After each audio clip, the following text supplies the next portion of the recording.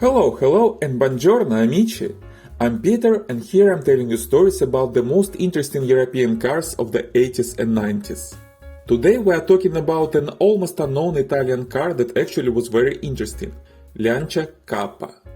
But before we start, don't forget to subscribe to my channel to never miss a new video. And if you are already subscribed, thank you so much! Now, let's get back to the car. Well, everybody knows Lancia Delta, and I already have two videos about the first and the second generations of the Delta. But not so many people outside of Italy know Lancia Kappa, which was produced by Fiat Group from 1994 to 2000. In total, just over 117,000 cars were produced during that period. Most of them were four-door sedans, but there were 9,000 wagons and 3,300 coupes as well. Lancia, and yes, it's Lancia, not Lancia, had a tradition of naming its cars after letters of the Greek alphabet. This was the second time Lancia used the name Kappa. The first Kappa appeared in 1919, and Lancia decided to reuse this name again in 1994 for its new large four-door sedan.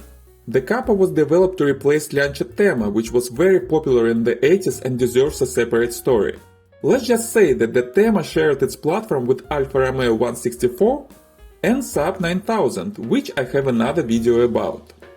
The new Kappa was built on the platform of the Alfa Romeo 166 and shared some engines with the 166 as well.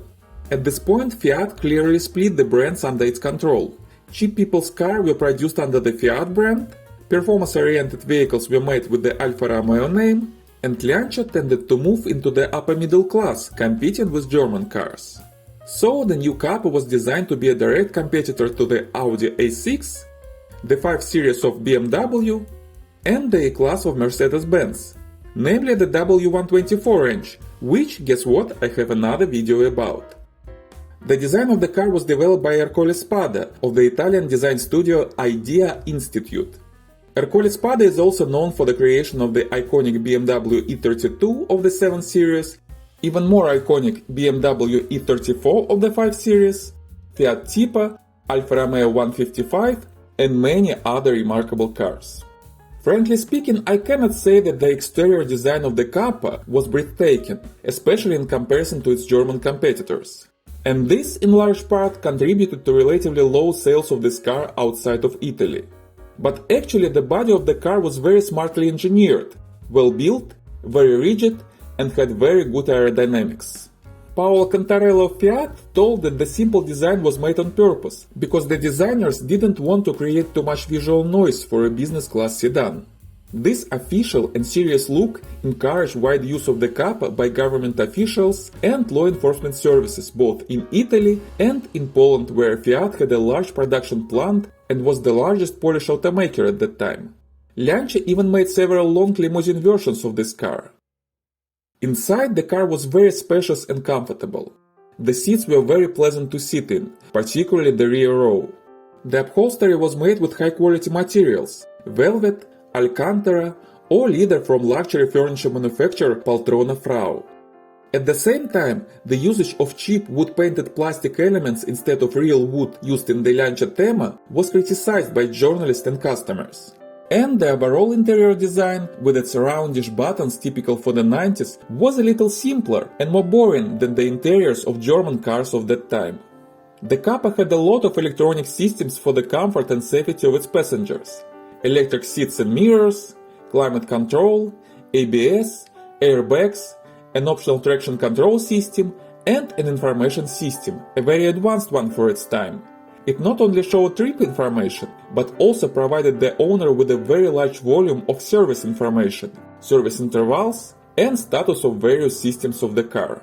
Even a satellite navigation system was available during the last years of production. But this system wasn't planned before, so its installation was a little challenging. Some of them, with just arrows pointing the directions instead of map, were installed instead of the standard radio in the central console. And some others were just installed on a separate support, so they just stuck out of the central console in the weird way. By the way, the standard radio and cassette player unit in the central console was hidden behind the plastic door to avoid attracting the attention of thieves. Another weird but smart detail was the location of the button opening the trunk. In most other cars it is usually somewhere around the driver's seat, but in the Kappa it was inside the glove box. So, to open the trunk from the car you should first open the glove box and press the button there. Looks stupid, but it was actually smart. The glove box could be locked with a key. So, if thieves break into the car through a window, they couldn't just get access to the trunk unless they break into the glove box too.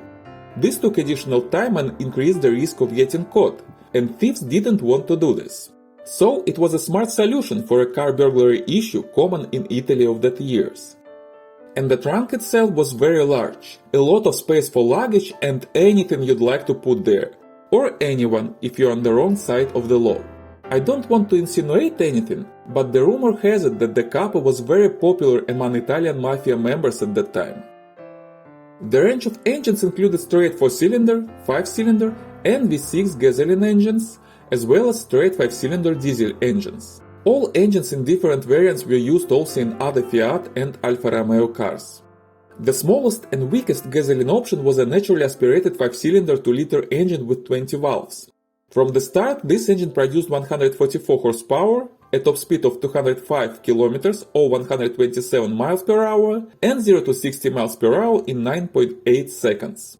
In 1996, this engine was updated with the addition of a variable geometry inlet manifold. After that, the power output increased to 153 horsepower, with a top speed of 212 km or 132 miles per hour, and 0 to 60 in 9.2 seconds. The larger 5-cylinder engine with 2.4 liters produced 173 horsepower, and the biggest 6-cylinder 3-liter V-shaped naturally aspirated engine produced 201 horsepower. This engine was also used in the Alfa Romeo 75, Alfa Romeo 164, and Alfa Romeo SZ, which yes, I have another video about. For the Lancia Kappa, this engine brought a top speed of 225 km or 140 miles per hour, and 0 to 60 in 8 seconds with a manual transmission and 9.8 seconds with an automatic one. There was also a 2-liter turbo gasoline engine. From the start it had 4 cylinders and 202 horses. It was the same engine that was used in the Lancia Delta Integrale, by the way. In 1998 it was replaced by the 5-cylinder turbo engine of the same displacement. This later version produced 217 horses with a top speed of 243 km or 151 miles per hour and 0 to 60 in 7.3 seconds. Not a rocket, but more than enough for a large sedan. The diesel option had a 2.4-liter straight 5-cylinder turbocharged engine. Before 1998 it produced 122 horsepower, and after the update the output increased to 132 horses with a top speed of 202 km or 118 miles per hour and 0 to 60 in 10 seconds.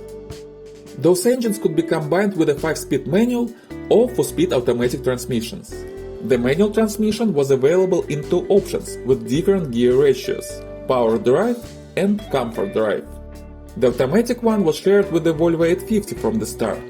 Later it was replaced by another automatic transmission shared with Audi 100, Saab 9000 and many Italian and French cars. Also, for the 3-liter engine there was another automatic gearbox available, marketed as sequential with optional manual operation. It was called Comfortroni and was also used in various Renault, Peugeot and Citroën cars. On the road, the driving experience was pleasant, but not exciting. The car was made for comfort and pleasure, and it was comfortable and pleasant, especially for long trips. It had good comfortable suspension with electronically controlled front shocks. It had comfortable and soft steering, maybe a little softer than you wanted, but it was good. The Kappa was a fast car with powerful engines and good dynamics for its time, but it wasn't inspiring for active driving. Quite the opposite, it was a fast car that you wanted to drive calmly and relaxed. It surrounded you with comfort and care, and you wouldn't want to use the whole range of its power and capabilities. When needed, it could win a start from a traffic light and show its hidden passion. But soon you would realize that there is no need to hurry and you would continue enjoying the trip in a calm, comfortable and relaxed manner. The Kappa didn't have a fully dedicated performance versions like its predecessor Lancia Thema. The Thema had the 832 version with the 3-liter V engine from the Ferrari 308. Although the fastest versions of the Kappa were not much slower than the Thema 832, the overall impressions and feeling were different. You could go fast in the Kappa, but would you? Fiat positioned Alfa Romeo cars as an Italian alternative to BMW cars.